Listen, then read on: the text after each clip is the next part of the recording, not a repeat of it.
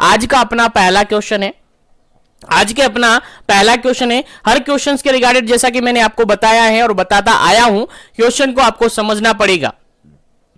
Question समझ में आएगा तभी आपका आंसर सही हो पाएगा, अदरवाइज आंसर आपका गलत हो जाएगा। तो पहला क्वेश्चन है, पहले क्वेश्चन को आप समझिएगा, फिर ऑप्शन को समझिएगा, फिर आंसर दीजिएगा। और मोस्ट ऑफ दी आप सबसे कहना चाहूंगा, क्वेश्चन को सोल्व करने के लिए एलिमिनेशन मेथड जरूर लगाइएगा, आंसर आपको इजीली निकल जाएगा। चलेगा, पहला क्वेश्चन आपके सामने काफी इंपॉर्टेंट, काफी सिंपल सा क्वेश्चन है, ग्रोथ एंड डेवलपमेंट से रिगार्डेड क्वेश्चन है। देखिएगा, इंक्रीज इन द साइज और mass of the tissue, tissue के अंदर जो सेल और टिश्यू होती हैं, सेल्स और टिश्यू होती है सब जानते हैं, उनकी साइज का बढ़ना, उनके मास का बढ़ना क्या कहलाता है। क्वेश्चन समझ में आ गया? यानी इंक्रीज नंबर ऑफ या इंक्रीज साइज और mass of the tissue also known as, क्या उसको कहेंगे? साइज बढ़ना और मास बढ़ना क्या कहलाता है? आंसर आपको देना। पहला ऑप्शन यहां पर ए ऑप्शन है, मैच्योरेशन अपन कहेंगे। बी ऑप्शन है, प्रोग्रेस हम कहेंगे। सी ऑप्शन है, डेवलपमेंट हम कहेंगे। और डी ऑप्शन है, ग्रोथ हम कहेंगे। चलेगा, आंसर आपको देना है। सभी क्वेश्चंस के रिगार्डेड थोड़ा सा टाइमिंग में आपको दूंगा, कुछ सेकंड्स का टाइमिंग दूंगा, उसके बाद आंसर मैं बता दूंगा और उसके रिगार्डेड जो भी की पॉइंट्स होंगे वो मैं आपको बता दूंगा। और ब्रीफली सभी क्वेश्चंस को जो भी आपके एग्जाम में आने वाले हैं, जो भी प्रीवियसली पूछे हुए हैं, सारे क्वेश्चंस को अपन कवर करेंगे इन्हीं daily to up to date session के अंदर। चलेगा, इस क्वेश्चन का आंसर अपन देखें तो इस क्वेश्चन का आंसर क्या रहेगा? Option number D correct answer रहेगा, क्योंकि यहां पर जो सेल और टिश्यू है उनकी क्या हो रही है, साइज में क्या हो रही है, वृद्धि हो रही है, साइज बढ़ रही है, साइज में इंक्रीजमेंट आ रहा है, यानी साइज का बढ़ना और मास का बढ़ना क्या होता है सर? ग्रोथ होता है। Growth and development paediatric nursing होती है, उसके अंदर आपने पढ़ा होगा अच्छी तरीके से। जो चाइल्ड हेल्थ नर्सिंग होती है उसके अंदर अच्छी तरीके से पढ़ा होगा। ग्रोथ एंड डेवलपमेंट काफी इंपॉर्टेंट टॉपिक है और हर नर्सिंग हिस्ट्री का हर एग्जाम हो, कोई सा भी एग्जाम हो, हर एग्जाम के अंदर आप ग्रोथ एंड डेवलपमेंट से रिगार्डेड क्वेश्चन आता है। तो सिंपल सा यहां पर आपसे डेफिनेशन पूछा था और आई थिंक आपको समझ में आ गया होगा। यानी केवल साइज और मास के अंदर अगर इंक्रीज हो रहा है तो अपन डायरेक्टली कहेंगे क्या हो रहा है सर? क्या हो रहा है सर? ग्रोथ हो रहा है। क्या हो रहा है सर? ग्रोथ हो रहा है। तो याद रखिएगा, इंपॉर्टेंट है। उम्मीद है समझ में आ गया होगा। तो आगे बढ़ते हैं अपन नेक्स्ट क्वेश्चन पर। चलेगा, नेक्स्ट क्वेश्चन आपका सेकंड नंबर क्वेश्चन है। सेकंड नंबर क्वेश्चन क्या कहता है? देखिएगा, मैच्योरेशन ऑफ फंक्शन और skill in a child is known as. देखिएगा, सिंपल सा क्वेश्चन पूछा है, किसी चाइल्ड के अंदर, कोई एक चाइल्ड है, उसकी स्किल के अंदर अगर मैच्योरेशन आ रहा है, उसके फंक्शन के अंदर अगर मैच्योरेशन आ रहा है, तो उसको अपन क्या कहेंगे? आंसर देना है। पहला ऑप्शन यहां पर ए ऑप्शन है, प्रोग्रेस कहेंगे। बी ऑप्शन है, इंक्रीमेंट कहेंगे। सी ऑप्शन है, डेवलपमेंट कहेंगे। और डी ऑप्शन है, ग्रोथ हम कहेंगे। चलेगा, आंसर आपको देना है। क्या इसका करेक्ट आंसर है? मैच्योरेशन ऑफ फंक्शन और skill in a child, child के अंदर अगर फंक्शन और स्किल के अंदर मैच्योरेशन आ रहा है तो उसको अपन जनरली क्या कहेंगे? जल्दी से अपना आंसर पुट कीजिएगा, क्योंकि जो आंसर देंगे उनके अंदर कॉन्फिडेंस जनरेट होगा। कॉन्फिडेंस आप सबको पता है की ऑफ सक्सेस माना जाता है। अगर कोई पर्सन कॉन्फिडेंस से अपना आंसर करता है, कॉन्फिडेंस जनरेट कर लेता है खुद के अंदर, सेल्फ कॉन्फिडेंस, तो 100% वो सक्सेस होगा आने वाले एग्जाम के अंदर। कॉन्फिडेंस कैसे जनरेट होगा सर? आप आंसर तो दीजिएगा। सर हमने क्वेश्चंस आपके सामने रख दिया है, सर आपको आंसर देना है, उसके बाद आगे पता चलेगा सही है कि गलत है, वो तो बाद की बात है, लेकिन आंसर आपको देना है। आंसर कॉन्फिडेंस से आंसर दीजिएगा, समझ की आंसर दीजिएगा, 100% आने वाले एग्जाम आपके हाथ में होंगे। और बिल्कुल जीवन एजुकेशन के साथ जुड़े हैं तो आने वाला हर एग्जाम आपके हाथ में होगा। चलेगा, यहां पर बात करते हैं इस क्वेश्चन के आंसर की। तो सिंपल सी बात है, यहां पर फंक्शन और स्किल के अंदर अगर क्या हो रहा है? मैच्योरेशन हो रहा है। तो स्किल अगर बढ़ रही है, स्किल अगर बढ़ रही है तो डायरेक्टली आपका आंसर जाएगा सर ग्रोथ तो होगा नहीं, क्योंकि ग्रोथ मतलब की होता है सेल और टिश्यू के अंदर क्या होना? सेल और टिश्यू के साइज के अंदर अगर वृद्धि होना, साइज बढ़ना और उसका मास बढ़ना, इसको अपन क्या कहते हैं? यानी हाइट और लेंथ, हाइट और वेट या लेंथ को अपन कहे तो ये बढ़ना क्या होता है, आपका ग्रोथ होता है जी। क्या होता है, ग्रोथ होता है। लेकिन यहां पर क्या बढ़ रहा है, फंक्शन बढ़ रहा है। यहां पर क्या हो रहा है सर, स्किल हो रही। यानी दोनों के अंदर अगर मैच्योरेशन आता है, फंक्शन के अंदर स्किल के अंदर मैच्योरेशन आता है, तो हम कहते हैं सर उसको डेवलपमेंट। सर हम कहते हैं उसको डेवलपमेंट। इसीलिए आपको याद रखना है, ग्रोथ एंड डेवलपमेंट से आपके एग्जाम में 100% क्वेश्चन आएगा, चाहे किसी भी तरीके से आ जाएगा। सभी क्वेश्चन को अपन कवर करेंगे daily up to date sessions के अंदर। तो उम्मीद है यहां तक आपको समझ में आ गया होगा। इस क्वेश्चन का राइट आंसर क्या होगा सर, डेवलपमेंट होगा। ऑप्शन नंबर सी यहां पर करेक्ट आंसर होगा। फंक्शन और स्किल के अंदर अगर मैच्योरेशन हो रहा है तो उसको अपन कहते हैं, क्या कहते हैं, डेवलपमेंट कहते हैं। अब यहीं पर मैं थोड़ा सा डिफरेंस आपको बता दूं ग्रोथ एंड डेवलपमेंट के अंदर, क्योंकि यहां से आपके एग्जाम में क्वेश्चन पूछा जा सकता है। तो याद रखिएगा, सबसे पहले अपना ग्रोथ है, सबसे पहले अपन बात करते हैं ग्रोथ की, उसके बाद अपन बात करेंगे डेवलपमेंट की। किसकी, डेवलपमेंट की अपन बात करेंगे। तो सबसे पहली बात है, सबसे पहला पॉइंट आपको याद रखना है, अगर ग्रोथ है तो साइज के अंदर क्या होगा, साइज के अंदर क्या होगा, वृद्धि होगी। मास के अंदर क्या होगा, वृद्धि होगी। किसके अंदर सर, सेल की साइज और मास के अंदर अगर क्या हो रही है, इंक्रीजमेंट आ रहा है, सेल के नंबर बढ़ रहे हैं, सेल का साइज बढ़ रहा है, तो अपन जनरली उसको कहते हैं सर ग्रोथ। जनरली उसको क्या कहते हैं, ग्रोथ कहते हैं। अगर यही बात अपन डेवलपमेंट के अंदर कहे, यही बात अपन डेवलपमेंट के अंदर कहे, तो क्या कहेंगे सर, इंप्रूवमेंट होगा। सर इंप्रूवमेंट होगा या मैच्योरेशन होगा, किसके अंदर होगा सर, किसके अंदर होगा सर, स्किल के अंदर होगा सर। स्किल्स जो होती हैं उसके अंदर मैच्योरेशन आएगा, उनके अंदर इंप्रूवमेंट्स होगा। अब स्किल्स बोले तो सर इंटेलेक्चुअलिटी आ सकती है। क्या आ सकती है सर, इंटेलेक्चुअलिटी आ सकती है सर, एप्टीट्यूड आ सकता है। जो एप्टीट्यूड वाली स्किल्स होती है, या अडेप्टिव स्किल्स अपन कह सकते हैं। क्या सर, अडेप्टिव स्किल्स अपन कह सकते हैं। अगर इनके अंदर इंप्रूवमेंट आ रहा है तो हम कहेंगे सर डेवलपमेंट हुआ है। क्या हुआ है सर, डेवलपमेंट हुआ है। तो दोनों पॉइंट आपको याद रखना है, ग्रोथ और डेवलपमेंट के अंदर। ग्रोथ एंड डेवलपमेंट के अंदर डिफरेंस आपको याद रखना है, क्वेश्चन आपसे पूछा जा सकता है। चलेगा, नेक्स्ट क्वेश्चन की बात करते हैं, नेक्स्ट पॉइंट की बात करते हैं। यहीं पर ग्रोथ एंड डेवलपमेंट की अगर बात करें तो ग्रोथ को अपन क्या कर सकते हैं, इजीली मेजर कर सकते हैं। तो कह सकते हैं सर मेजरेबल होता है। ग्रोथ क्या होता है सर, मेजरेबल होती है। लेकिन अगर डेवलपमेंट की बात करें तो नॉन मेजरेबल इसको माना जाता है। क्या सर, नॉन मेजरेबल, आसानी से मेजर नहीं किया जा सकता है डेवलपमेंट को, आसानी से मेजर नहीं किया जा सकता है डेवलपमेंट को। तो कह सकते हैं ग्रोथ एक मेजरेबल प्रोसेस है, डेवलपमेंट एक नॉन मेजरेबल प्रोसेस है। याद रखिएगा, भूलना नहीं है।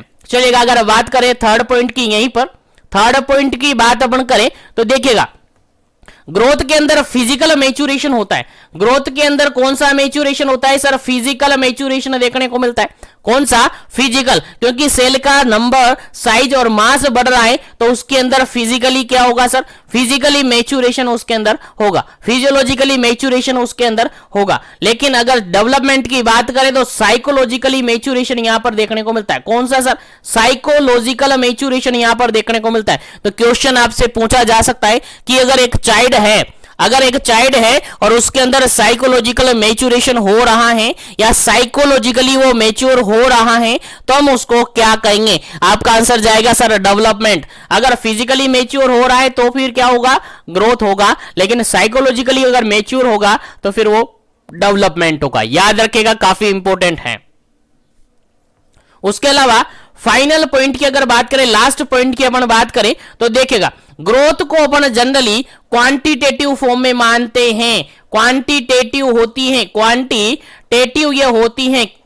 क्वांटिटेटिव क्यों, क्योंकि सर इसको आसानी से अपन मेजर कर पा रहे हैं। लेकिन अगर डेवलपमेंट की बात करें तो ये क्वालिटेटिव होती है। याद रखिएगा, क्वालिटेटिव होती है। इतना डिफरेंस आपको याद होना चाहिए। तो चार जो बेसिक डिफरेंस मैंने आपको बताए वो आपको याद होना चाहिए। पहला डिफरेंस आपको क्या याद रखना है सर, ग्रोथ के अंदर सेल का साइज, सेल का मास, सेल का नंबर बढ़ता है तो उसको अपन ग्रोथ कहते हैं। लेकिन डेवलपमेंट के अंदर अगर बात करें तो जो स्किल्स होती हैं, चाहे वो इंटेलेक्चुअल स्किल्स हो सकती है, चाहे वो अडेप्टिव स्किल्स होती है, उनके अंदर अगर इंप्रूवमेंट आ रहा है तो वो डेवलपमेंट होता है। उसके अलावा बात करें तो ग्रोथ एक मेजरेबल प्रोसेस होती है जिसको इजीली अपन मेजर कर सकते हैं। लेकिन डेवलपमेंट को नॉन मेजरेबल प्रोसेस कहा जाता है, इसको आसानी से मेजर नहीं किया जाता है। उसके अलावा ग्रोथ के अंदर अगर बात अपन करें तो फिजिकल मैच्योरेशन देखने को मिलता है, फिजिकली मैच्योरेशन यहां पर देखने को मिलता है, लेकिन डेवलपमेंट की बात करें तो साइकोलॉजिकली मैच्योरेशन यहां पर होता है। उसके अलावा ग्रोथ को क्वांटिटेटिव फॉर्म माना जाता है, यानी क्वांटिटेटिव चेंजेस यहां पर देखने को मिलते हैं बॉडी के अंदर। कैसे क्वांटिटेटिव चेंजेस यहां पर देखने को मिलते हैं? क्योंकि मीजरेबल है, क्वांटिटेटिव अपन चेकआउट कर सकते हैं, लेकिन अगर डेवलपमेंट की बात करें तो ये क्वालिटेटिव होता है। क्वालिटेटिव चेंजेस देखने को मिलता है आपकी बॉडी के अंदर जब डेवलपमेंट होता है। उम्मीद करता हूं ग्रोथ एंड डेवलपमेंट से रिगार्डेड डिफरेंस आपको क्लियर हो गया होगा। क्या डिफरेंस है दोनों के अंदर, ग्रोथ एंड डेवलपमेंट के अंदर, और अगर यहां से कोई क्वेश्चंस आपके एग्जाम में आया तो इजीली आप सोल्व कर पाएंगे। चलेगा, उम्मीद है समझ में आ गया होगा। तो सेशन में जो भी जुड़े हुए सेशन को ज्यादा ज्यादा लाइक करना है ताकि सभी तक पहुंचे और सभी इस सेशन का बेनिफिट ले सके। चलेगा, नेक्स्ट क्वेश्चन की बात अपन करते हैं। नेक्स्ट क्वेश्चन काफी इजी सा क्वेश्चन आपके सामने है, 3rd नंबर क्वेश्चन है। क्या कहता है देखिएगा, समझिएगा। सिंपल सा क्वेश्चन है और रिपीटेडली पूछा हुआ क्वेश्चन है आपके एग्जाम के अंदर। Natural method of family planning, family planning का नेचुरल मेथड कौन सा है? आंसर दीजिएगा। समझ गए क्या क्वेश्चन कह रहा है? फैमिली प्लानिंग का कौन सा मेथड यहां पर नेचुरल मेथड होता है? पहला ऑप्शन देखिएगा यहां पर OCP, oral contraceptive pills. Second option देखिएगा non hormonal oral contraceptive pills.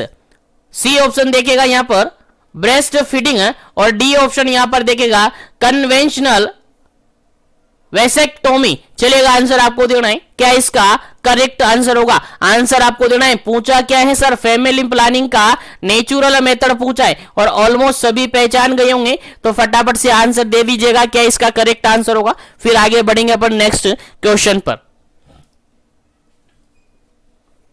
चलेगा, जल्दी से कीजिएगा, जल्दी कीजिएगा क्या इसका करेक्ट आंसर होगा, क्योंकि सिंपल सा क्वेश्चन है और आपके एग्जाम में पूछा हुआ क्वेश्चन है। रिपीटेडली ऐसे क्वेश्चन आपके एग्जाम में पूछे जाते हैं। चलेगा, यहां पर बात करें, यहां पर बात अपन करें तो देखेगा नेचुरल मेथड पूछा गया है, तो देखेगा OCP oral contraceptive pills natural methods के अंदर नहीं आती है, ये भी नहीं आती है, और वैसेक्टोमी आपकी परमानेंट होती है। लेकिन बात अपन करें तो ब्रेस्ट फीडिंग ये आपकी नेचुरल मेथड्स होता है, आपका नेचुरल मेथड्स होता है। आप सबको पता है आफ्टर डिलीवरी बेबी को एक्सक्लूसिव ब्रेस्ट फीडिंग प्रोवाइड की जाती है। कहां तक sir? Exclusive breast feeding provide कितने टाइम तक प्रोवाइड की जाती है? क्वेश्चन आपके एग्जाम में पूछा हुआ है, आपको याद होना चाहिए। सर बेबी को आफ्टर डिलीवरी 6 मंथ तक क्या करनी है सर? ब्रेस्ट फीडिंग प्रोवाइड करनी होती है, ब्रेस्ट फीडिंग प्रोवाइड करनी होती है। यही क्या होती है? आपकी एक्सक्लूसिव ब्रेस्ट फीडिंग होती है। और ब्रेस्ट फीडिंग 6 मंथ तक जो जनरली ब्रेस्ट फीडिंग करवाते हैं, उस दौरान यहां पर प्रेगनेंसी कंसीव नहीं होती है।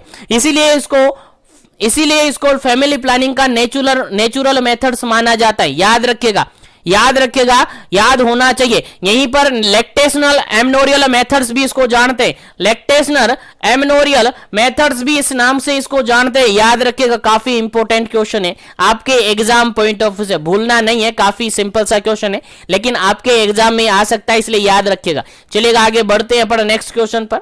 नेक्स्ट क्वेश्चन आपके सामने सिंपल सा इजी सा क्वेश्चन पूछा गया है, आंसर आपको देना है। देखिएगा, 4th नंबर क्वेश्चन है, example of non hormonal oral contraceptives. जो नॉन हार्मोनल ओरल कॉन्ट्रासेप्टिव्स है, उनका एग्जाम्पल आपको यहां पर बताना है।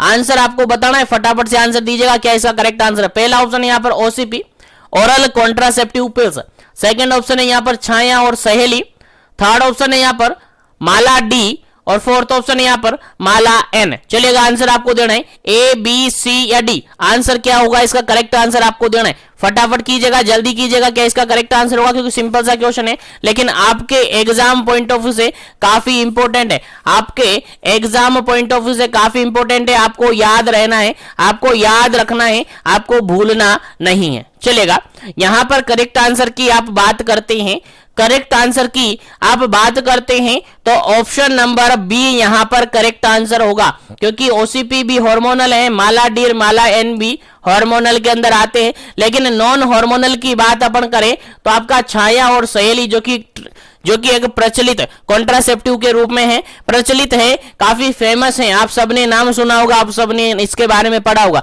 जनरली आप सबको पता होगा। इसको कैट क्रोमोनन अपन कहते हैं, कैट क्रोमन अपन इसको कहते हैं, याद रखिएगा, इंपॉर्टेंट क्वेश्चन है। अगर यहां पर ऑप्शन में ये नहीं मिले तो ये भी मिल सकता है, कैट क्रोमन इसको भी कह सकते हैं। तो याद रखिएगा यहां पर नॉन हार्मोनल कॉन्ट्रासेप्टिव के अंदर ये करेक्ट आंसर है ऑप्शन नंबर बी। उम्मीद है आपको समझ में आ गया होगा। तो छाया और सहेली क्या है sir? Non hormonal contraceptive pills है जो कि कैट क्रोमन के नाम से भी जानी जाती हैं, याद रखिएगा। चलिएगा आगे बढ़ते हैं अपन नेक्स्ट क्वेश्चन पर।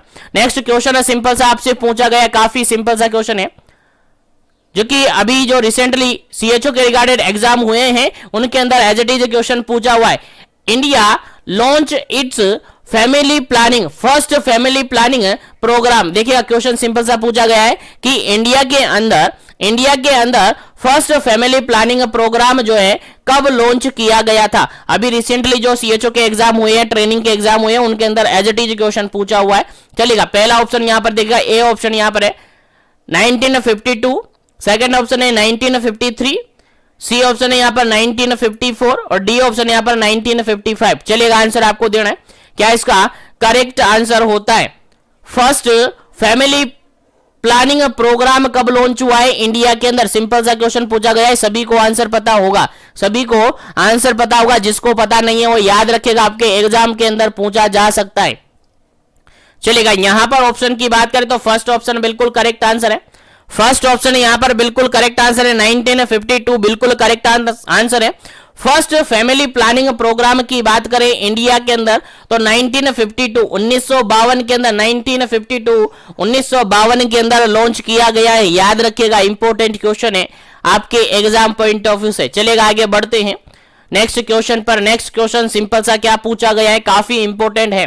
और मैं बता दूं आपको, आने वाला हर एग्जाम, नर्सिंग हिस्ट्री का कोई भी ऐसा एग्जाम नहीं है जिसके अंदर फैमिली प्लानिंग से रिगार्डेड क्वेश्चन नहीं आया है। और स्पेशली सीएचओ की बात करें तो 2 से 3 क्वेश्चन हर एग्जाम के अंदर पूछे जाते, 2 से 3 क्वेश्चन हर एग्जाम के अंदर पूछे जाते। तो सभी क्वेश्चन को अपन कवर करें, सभी क्वेश्चन आपको आने चाहिए, काफी इंपॉर्टेंट है। चलेगा नेक्स्ट क्वेश्चन की बात करें, 6 number question, 2 example of injectable contraceptives या इंजेक्टेबल कॉन्ट्रासेप्शन। चलेगा आंसर दीजिएगा, कौन सा ऐसा ऑप्शन यहां पर है जहां पर 2 एग्जाम्पल दिए गए हैं किसके? इंजेक्टेबल कॉन्ट्रासेप्टिव्स के। इंजेक्टेबल कॉन्ट्रासेप्टिव मेथड है, 2 एग्जाम्पल यहां पर आपको बताने कौन सा करेक्ट आंसर है। अकॉर्डिंग टू ऑप्शन आपको आंसर देना। पहला ऑप्शन है DMPA plus NETEN, second option है सहेली एंड कैटोक्रोमन, थर्ड ऑप्शन है माला डी और माला एन, डी ऑप्शन है नन ऑफ दी अबव। चलेगा सिंपल सा क्वेश्चन आपसे पूछा गया है, इंजेक्टेबल कॉन्ट्रासेप्टिव्स के बारे में पूछा गया है, कौन सा ऑप्शन यहां पर करेक्ट आंसर है, आंसर देना है, क्या इसका करेक्ट आंसर होगा, कौन सा ऑप्शन यहां पर करेक्ट आंसर है, फटाफट से दीजिएगा क्या इसका करेक्ट आंसर होगा। इंजेक्टेबल कॉन्ट्रासेप्टिव्स की बात आपसे की गई है, आंसर आपको देना है फटाफट से, क्या इसका करेक्ट आंसर होगा। चलेगा यहां पर अगर करेक्ट आंसर की अपन बात करें, करेक्ट आंसर की अपन बात करें तो ऑप्शन नंबर यहां पर फर्स्ट बिल्कुल करेक्ट आंसर होगा, ए ऑप्शन बिल्कुल करेक्ट आंसर होगा। यहां पर सहेली कैटक्रोमन नहीं होगा, माला डी माला एन नहीं होगा, नन ऑफ दी अबव तो होगा ही नहीं है। तो यहां पर ऑप्शन नंबर फर्स्ट बिल्कुल करेक्ट आंसर है, option number A correct answer है। DMPA जिसको डंपा अपन नाम से जानते हैं, डंपा के नाम से जानते हैं, और NET नेट EN के नाम से इसको जानते हैं, नेट EN के नाम से इसको जानते हैं। अगर इन दोनों की फुल फॉर्म आपसे एग्जाम में पूछी जा सकती है तो वो भी याद रखना है, क्योंकि प्रीवियसली एग्जामों के अंदर इनकी फुल फॉर्म भी पूछी गई है, तो आपको याद रखना है। देखिएगा डंपा की अगर अपन बात करें, डंपा यानी जो कि क्या है, इंजेक्टेबल कॉन्ट्रासेप्टिव है, इंजेक्टेबल कॉन्ट्रासेप्टिव मेथड्स के अंदर माने जाते हैं। तो याद रखेगा डंपा की अगर फुल फॉर्म अपन देखें, डंपा की फुल फॉर्म देखें तो डिपोट मैड्रोक्सी प्रोजेस्टेरोन एसिटेट, याद रखेगा, काफी इंपॉर्टेंट है, फुल फॉर्म आपसे पूछी जा सकती है। Depot medroxy progesterone acetate Dampa का फुल फॉर्म होता है। अगर अपन बात करें नेट EN की बात करें, NETEN की बात अपन करें तो नेट EN का जो फुल फॉर्म होता है वो होता है नॉर इथेस्टेरोन इनेंथेट, याद रखेगा, नॉर इथेस्टेरोन इनेंथेट इसका बिल्कुल फुल फॉर्म होता है। तो याद रखेगा दोनों फुल फॉर्म आपसे एग्जाम में पूछे जा सकते हैं, तो भूलना नहीं है। चलेगा, उम्मीद है समझ में आ गया होगा। तो आगे बढ़ते हैं अपन नेक्स्ट क्वेश्चन पर। नेक्स्ट क्वेश्चन आपके सामने सिंपल सा पूछा गया है, काफी इंपॉर्टेंट क्वेश्चन है। देखिएगा 7 नंबर क्वेश्चन है और 7 नंबर क्वेश्चन सिंपल सा आपसे पूछा गया है, progesterone only pills also known as, progesterone only pills को किस अदर नेम के नाम से जाना जाता है, किस नाम से जाना जाता है, प्रोजेस्टेरोन ओनली पिल्स को किस नाम से जाना जाता है। आंसर आपको देना है। पहला ऑप्शन यहां पर मिनी पिल्स के नाम से जाना जाता है, बी ऑप्शन यहां पर है डंपा के नाम से जाना जाता है, सी ऑप्शन यहां पर है माला एन के नाम से जाना जाता है, डी ऑप्शन है यहां पर माला डी के नाम से जाना जाता है। चलिएगा, आंसर आपको देना है। क्या इसका करेक्ट आंसर है? प्रोजेस्टेरोन ओनली पिल्स जो होती हैं उसको किस नाम से जानते हैं, किस नाम से वो फेमस है। आंसर आपको देना है। प्रोजेस्टेरोन ओनली पिल्स की बात की जा रही है और आप सबको याद होगा ऐसे मैं उम्मीद करता हूं। तो इस क्वेश्चन का जो बिल्कुल करेक्ट आंसर है, जो भी क्वेश्चन बता रहा हूं आपको याद रखने हैं। आपके एग्जाम के अंदर एज इट इज क्वेश्चन पूछे जा सकते हैं, एज इट इज क्वेश्चन पूछे जाएंगे। थोड़ा बहुत लैंग्वेज चेंज हो सकता है लेकिन क्वेश्चन पूछे जाएंगे 100%। चलेगा, इस क्वेश्चन का करेक्ट आंसर की अपन बात करें तो ऑप्शन नंबर फर्स्ट यहां पर करेक्ट आंसर है। प्रोजेस्टेरोन ओनली पिल्स को अपन मिनी पिल्स के नाम से जानते हैं। याद रखेगा, प्रोजेस्टेरोन ओनली पिल्स को हम मिनी पिल्स के नाम से जानते हैं। याद होना चाहिए आपको, काफी इंपॉर्टेंट क्वेश्चन है आपके एग्जाम पॉइंट ऑफ व्यू से। चलिएगा, आगे बढ़ते हैं अपन नेक्स्ट क्वेश्चन पर। आगे बढ़ते हैं अपन नेक्स्ट क्वेश्चन पर। नेक्स्ट क्वेश्चन आपके सामने देखिए, काफी इंपॉर्टेंट क्वेश्चन है और प्रीवियसली क्वेश्चंस पूछा हुआ क्वेश्चन है। कंपेटिटिव एग्जाम्स के अंदर एज इट इज क्वेश्चन पूछा हुआ है, तो आगे आपके एग्जाम के अंदर भी पूछा जा सकता है। तो याद रखेगा 8 नंबर क्वेश्चन है, डिपोट मेड्रोक्सी प्रोजेस्टेरोन एसीटेट, जिसको डंपा अपन ने कहा भी थोड़ी देर पहले, डंपा, डंपा का फुल फॉर्म यहां पर दिया हुआ है depot medroxy progesterone acetate, an injectable contraceptive must be injected at least every. देखिए क्वेश्चन यहां पर पूछा गया है कि जो डंपा होता है, जो डंपा इंजेक्टेबल कॉन्ट्रासेप्टिव पिल्स होता है, उसको अपन इंजेक्ट करते हैं एटलीस्ट कितने टाइम पीरियड के बाद, यानी कितने टाइम पीरियड के बाद इसको रिपीट किया जाता है, यानी एवरी कितने मंथ में इसको रिपीट किया जाता है। आंसर आपको देना है। डंपा को कितने टाइम पीरियड में दिया जाता है, आंसर दीजिएगा। पहला ऑप्शन यहां पर है 2 मंथ, बी ऑप्शन यहां पर है 4 मंथ, सी ऑप्शन यहां पर है 5 मंथ और डी ऑप्शन यहां पर है 3 मंथ। चलेगा, आंसर आपको देना है। काफी सिंपल सा, काफी इजी सा क्वेश्चन है और प्रीवियसली एग्जाम के अंदर एज इट इज क्वेश्चन पूछा हुआ है, तो आपको याद होना चाहिए और आपका सही आंसर होना चाहिए, क्योंकि काफी इंपॉर्टेंट क्वेश्चन है आपके एग्जाम पॉइंट ऑफ व्यू से। चलेगा, यहां पर अपन बात करें 8 नंबर क्वेश्चन के बिल्कुल करेक्ट आंसर की, 8 नंबर क्वेश्चन के बिल्कुल करेक्ट आंसर की, तो ऑप्शन नंबर यहां पर डी करेक्ट आंसर होगा। ऑप्शन नंबर डी यहां पर करेक्ट आंसर होगा, क्योंकि जो डंपा है उसको एवरी 3 मंथ दिया जाता है, डंपा को एवरी 3 मंथ दिया जाता है। याद रखेगा, डंपा को एवरी 3 मंथ, हर 3 महीने में डंपा का इंजेक्शन दिया जाता है। याद रखेगा, हर 3 महीने में इसमें इसको क्या किया जाता है, रिपीट किया जाता है। चलेगा, उम्मीद है समझ में आ गया है। तो आगे बढ़ते हैं बढ़ नेक्स्ट क्वेश्चन पर।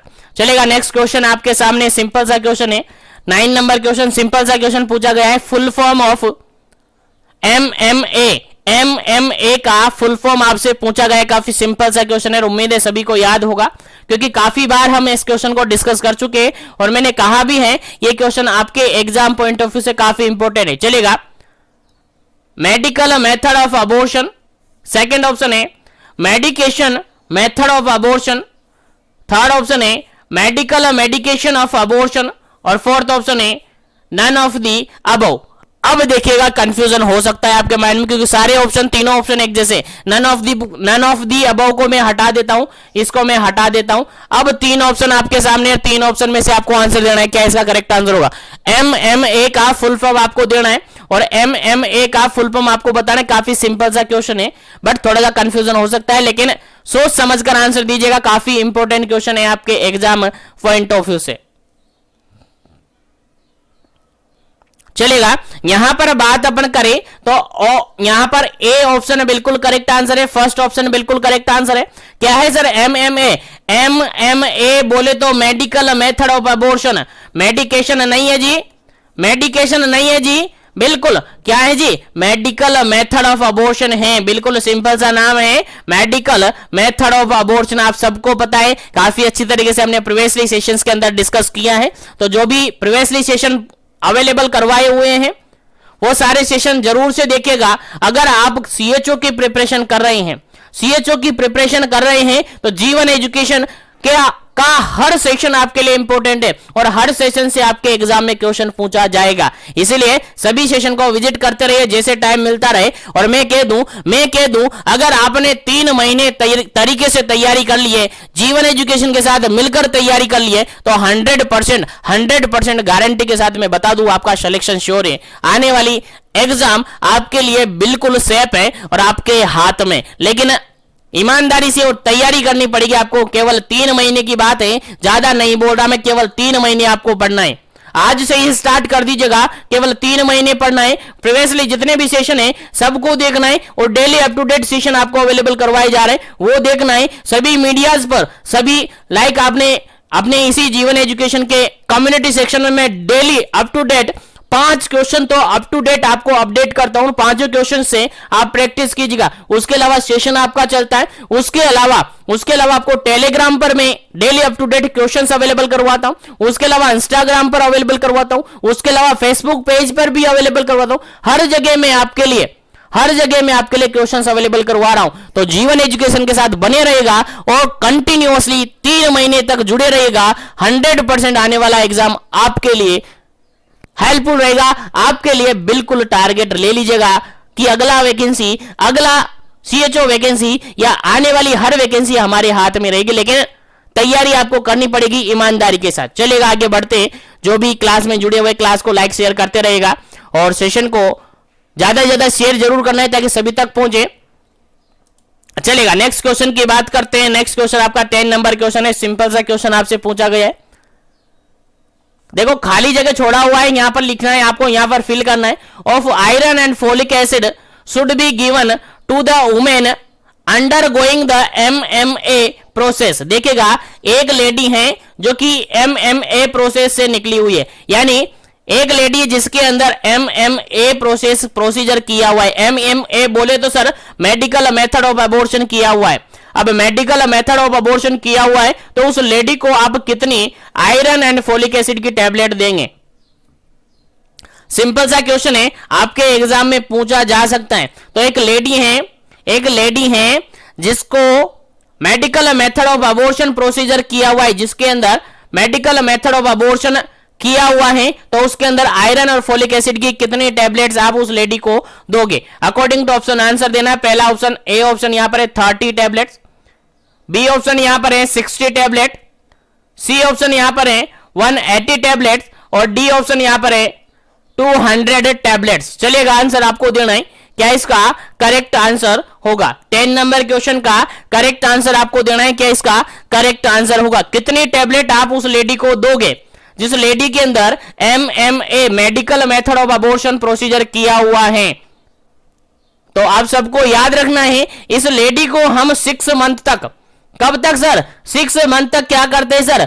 आयरन फोलिक एसिड की टैबलेट देते हैं और 6 मंथ बोले तो 180 टैबलेट उसको देंगे, डेली टैबलेट देंगे और 180 दिन तक अपन टैबलेट दे देंगे, यानी 6 महीने तक उसको टैबलेट देते हैं। सिंगल टैबलेट देते हैं 6 महीने तक, यानी पूरे 180 टैबलेट उसको दी जाती है। कितनी? 180 टैबलेट उसको दी जाती है। उम्मीद है यहां तक सभी क्वेश्चन आपको समझ में आ रहे होंगे। चलिएगा आगे बढ़ते हैं नेक्स्ट क्वेश्चन पर। नेक्स्ट क्वेश्चन आपके सामने काफी इंपॉर्टेंट है, देखिएगा 11 नंबर क्वेश्चन क्या कहता है, देखिएगा समझिएगा। The birth weight of a baby 888। देखिए सिंपल सा क्वेश्चन यहां पर पूछा गया है कि एक बेबी है जिसका एट बर्थ जो भी वेट था वो अब 3 गुना हो गया है। अब वो 3 गुना हो गया है तो बताओ कि उस बेबी की एज क्या होगी? सिंपल सा पूछा गया है कि बेबी का जो बर्थ वेट है 3 गुना किस एज में हो जाता है। और आपने अच्छी तरीके से पढ़ा होगा ग्रोथ एंड डेवलपमेंट के अंदर। और मैं बता दूं ग्रोथ एंड डेवलपमेंट से डेफिनेटली आपके एग्जाम में क्वेश्चन आएगा, चाहे वो किसी भी तरीके से कहीं से भी आ जाएगा। सारे क्वेश्चंस आपको कवर करके दे दिए जाएंगे, सारे क्वेश्चंस अवेलेबल करवाए जा रहे हैं। डेली अप टू डेट जुड़े रहिएगा। चलेगा यहां पर आपसे सिंपल सा क्वेश्चन पूछा गया है कि एक बेबी है जिसका बर्थ वेट कितना था। जनरली बर्थ वेट कितना मानते हैं, पहली बात तो आपको ये याद होना चाहिए। जनरली बर्थ वेट आपको 2.5 केजी से लेकर कितना 3.9 केजी या 3.0 केजी तक अपन जनरली मानते हैं। आप सबको याद होगा, जिसको याद नहीं है वो याद रखिएगा। एवरेज जो बर्थ वेट अपन मानते हैं एक बेबी का, एवरेज बर्थ वेट की बात करें तो 2.5 से लेकर 3.9 केजी तक अपन नॉर्मली क्या करते हैं, एक बच्चे के अंदर बर्थ वेट मानते हैं। और अगर एवरेजन की बात अपन करें तो 3 केजी अपन जनरली मान लेते हैं। कितना सर, 3 किलो का मान लेते हैं। अगर 2.5 से कम हो जाता है तो उसको एलबीडब्ल्यू अपन कहते हैं। क्या कहते हैं, एलबीडब्ल्यू अपन कहते हैं। पहले इस क्वेश्चन को डिस्कस कर लेते हैं, फिर आगे डिस्कस करेंगे इससे रिगार्डेड। चलेगा, द बर्थ वेट ट्रिपल कब हो जाता है, ट्रिपल कब हो जाता है, तो आंसर दीजिएगा। एवरेज बर्थ वेट मैंने बता दिया कि 3 केजी अपन उसका मान लेते हैं। अब ट्रिपल मतलब कि 3 गुना, यानी 3 मल्टीप्लाई बाय 3 यानी कि 9 किलो, 9 केजी का वो हो चुका है। तो किस एज के अंदर बेबी 9 केजी का हो जाएगा, किस एज के अंदर, अकॉर्डिंग टू ऑप्शन आपको आंसर देना है। चलेगा, पहला ऑप्शन यहां पर 9 मंथ में, सेकंड ऑप्शन यहां पर 18 मंथ में, थर्ड ऑप्शन यहां पर 15 मंथ में, और फोर्थ ऑप्शन यहां पर 12 मंथ में। चलेगा, आंसर दीजिएगा। ट्रिपल की बात की गई है आपसे, किसकी, ट्रिपल। ट्रिपल वेट कब हो जाता है बेबी का। चलेगा, अगर यहां पर अपन बात करें करेक्ट आंसर की, तो आप सबको पता है एक बेबी का जो बर्थ वेट है वो 3 गुना यानी ट्रिपल हो जाता है 1 ईयर ऑफ एज के अंदर, यानी 12 मंथ के अंदर। 1 ईयर ऑफ एज के अंदर बेबी का जो वेट है 3 टाइम हो जाता है, यानी मल्टीप्लाई करें अपन 3 बार, यानी ट्रिपल हो जाता है। तो याद रखेगा 3 गुना कब हो जाता है सर, 1 साल के अंदर, यानी 1 ईयर के अंदर हो जाता है, यानी कि 12 मंथ के अंदर हो जाता है। तो याद रखिएगा, मैं यहीं पर आपको डाटा बता देता हूं। याद रखिएगा, इस क्वेश्चन का राइट आंसर क्या होगा सर, ऑप्शन नंबर डी होगा, 12 मंथ। कितना होगा सर, 12 मंथ बिल्कुल करेक्ट आंसर होगा इस क्वेश्चन का। चलेगा, अब यहीं पर मैं कुछ डाटा बता देता हूं। चलेगा, नॉर्मल अपन मानते हैं एक बेबी का average birth weight generally 3 KG, कितना मानते हैं सर, 3 केजी अपन मान लेते हैं। बाकी नॉर्मली अपन बात करें तो 2.5 से लेकर 3.9 केजी तक अपन नॉर्मल मानते हैं। और एवरेज माने तो कितना सर, 3 केजी अपन मान लेते हैं। 3 केजी 3 किलो का अपन मान लेते हैं एक नॉर्मल बेबी को, ठीक है, एट बर्थ वेट की बात करें। अब अपन बात करें कि बर्थ वेट कैसे कैसे बढ़ता है, कैसे कैसे बढ़ता है, तो आप देखिएगा बर्थ वेट की बात अपन करें, बर्थ वेट की बात अपन करें तो बेबी का मान के चलेगा 3 किलो का बेबी था। तो 5 से लेकर 6 मंथ में जो बेबी है, कितना सर, 5 महीने से लेकर 6 महीने तक जो बेबी है उसका वेट कितना हो जाता है सर, डबल हो जाता है। आपको याद रखना है सर, डबल बोले तो सर 3 केजी तो सर उसका बर्थ वेट था, डबल बोले तो सर 6 केजी हो जाता है। कितना सर, 6 केजी उसका बर्थ वेट हो जाता है। याद रखेगा, डबल कब हो जाता है, काफी बार एग्जाम के अंदर पूछा गया है, आपको याद रखना है। बर्थ वेट डबल कब हो जाता है सर, 5 to 6 मंथ के अंदर। अब ऑप्शन में 5 मिले या 6 मिले, दोनों में से एक ऑप्शन आपको मिलेगा, दोनों में से कोई सा भी एक ऑप्शन आपको चूज करना है।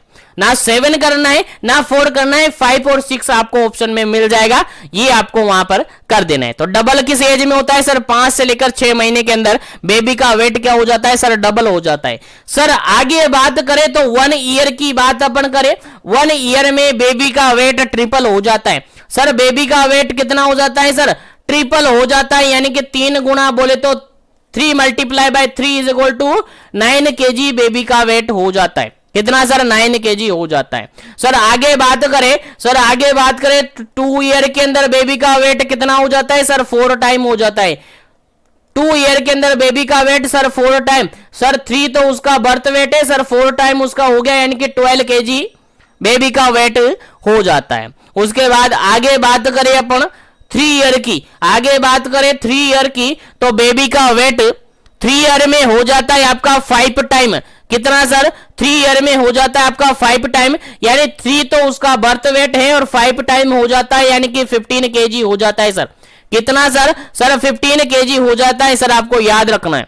उसके बाद अपन करें सर 5 ईयर के अंदर, 5 ईयर के अंदर बेबी का जो वेट है वो 6 टाइम हो जाता है सर। कितना सर, 6 टाइम हो जाता है, और 6 टाइम बोले तो अपन कहेंगे 3 केजी तो उसका बर्थ वेट है और 6 टाइम हो जाता है, मतलब कि 18 केजी उसका बर्थ वेट हो जाता है सर। उसके बाद बात करें 7 ईयर के अंदर, तो 7 ईयर के अंदर बेबी का वेट 7 टाइम हो जाता है सर। कितना सर? 7 टाइम हो जाता है। 7 टाइम बोले तो 3 केजी उसका बर्थ वेट, और 7 से मल्टीप्लाई करेंगे तो 21 केजी का वेट उसका हो जाता है। और अगर 10 ईयर की बात अपन करें तो 10 ईयर में बेबी का वेट 10 टाइम हो जाता है। कितना सर? 10 टाइम हो जाता है। 3 केजी तो उसका बर्थ वेट, और 10 टाइम अपन मल्टीप्लाई करते हैं तो सर 30 केजी उसका बर्थ वेट हो जाता है। तो यहां पर हर लाइन आपके एग्जाम में पूछी जा सकती है, ठीक है। और अभी तक जो एग्जाम में पूछी जाती है बार बार, वो या तो डबल पूछी जाती है या ट्रिपल पूछी जाती है। तो हर चीज आपको याद होनी चाहिए। चलेगा, एक बार फिर से मैं रिपीट करवा देता हूं ताकि आपको याद हो जाए। चलेगा, जनरली बेबी का बर्थ वेट अपन मानते हैं सर 2.5 से लेकर 3.9 केजी तक। अगर एवरेज माने तो 3 केजी अपन जनरली मानते हैं, लेकिन अगर एग्जाम के अंदर क्वेश्चन आ जाता है तो इसी रेंज में मानना है। और इसमें से भी ज्यादातर आपको ऑप्शन में दिए जाते हैं सर 2.5 केजी, ज्यादातर ऑप्शन में आपको दिया जाता है, यही आपको आंसर लगाना होता है। अब बात करें कि बेबी का वेट कैसे कैसे बढ़ता है, तो जब बेबी 5 से 6 महीने का होता है, 5 to 6 मंथ का होता है, तो बेबी का वेट क्या हो जाता है सर? डबल हो जाता है। डबल बोले तो अपन नॉर्मल एवरेज मान लिए 3 केजी, तो यहां पर 6 केजी का बेबी हो जाता है। 1 ईयर की बात करें तो सर यहां ट्रिपल हो जाता है, बर्थ वेट का ट्रिपल वेट यहां पर हो जाता है, यानी 9 केजी यहां पर हो जाता है। 2 ईयर की बात करें सर 4 टाइम हो जाता है। सर 4 टाइम बोले तो सर 12 केजी यहां पर हो जाता है। सर 3 ईयर की बात करें तो सर 5 टाइम यहां पर हो जाता है, यानी 15 केजी हो जाता है। उसके अलावा 5 ईयर की बात करें तो 6 टाइम हो जाता है सर, और 18 केजी यहां पर हो जाता है। 7 ईयर की बात करते हो तो 7 टाइम हो जाता है, यानी 21 केजी यहां पर हो जाता है। 10 टाइम की बात करें, 10 ईयर की बात करें तो 10 टाइम हो जाता है, यानी 30 केजी यहां पर बर्थ वेट हो जाता है। तो यहां से आपको याद रखना है, अपने नोटबुक में मेंशन कर लीजिएगा या स्क्रीनशॉट ले लीजिएगा, आपके एग्जाम में डेफिनेटली यहां से क्वेश्चन पूछा जाता है। तो याद रखिएगा, भूलना नहीं है, काफी इंपॉर्टेंट क्वेश्चन है आपके एग्जाम पॉइंट ऑफ व्यू से। चलेगा, मैं आगे बढ़ता हूं नेक्स्ट क्वेश्चन पर।